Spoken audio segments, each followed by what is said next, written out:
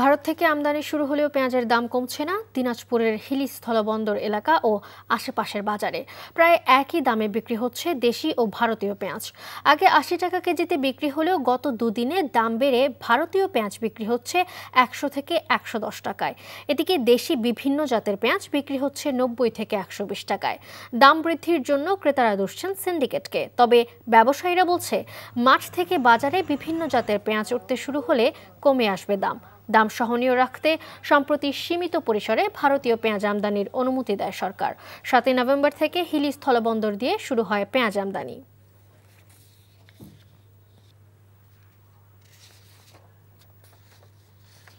এ বিষয়ে বিস্তারিত জানাতে হিলি থেকে সরাসরি যুক্ত হচ্ছেন সহকর্মী মোহাম্মদ জাহিদুল ইসলাম।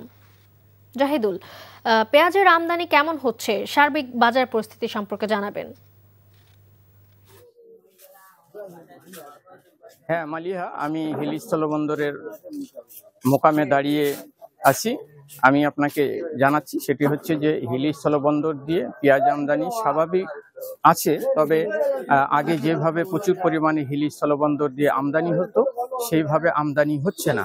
এখানে আমাকে আমদানিকারকরা যেটি জানিয়েছেন সেটি হচ্ছে যে কৃষি মন্ত্রণালয়ের খামার বাড়িতে যে পেঁয়াজ আমদানিতে যে অনুমতি নেওয়া হয় সেখানে কিন্তু তারা যথেষ্ট পরিমাণে অনুমতি পাচ্ছেন না। এখানে তারা এও বলছেন যে সেখানে হয়তো একটি সিন্ডিকেট করা আছে, এই জন্য তারা আবেদন করে অনুমতিগুলো পাচ্ছেন না।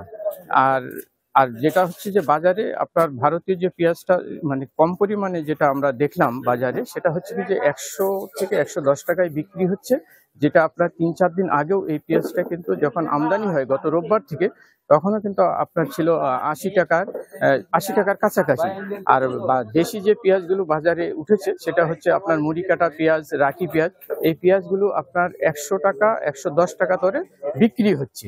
এখানে আমদানিকারকরা বলছেন যে যদি পেঁয়াজ আমদানিকে উন্মুক্ত করে দেওয়া হতো তাহলে বাজারগুলো কিন্তু স্বাভাবিক হয়ে যেত এবং ভোক্তারা কম দামে পেঁয়াজ মানে কিনতে পারতেন।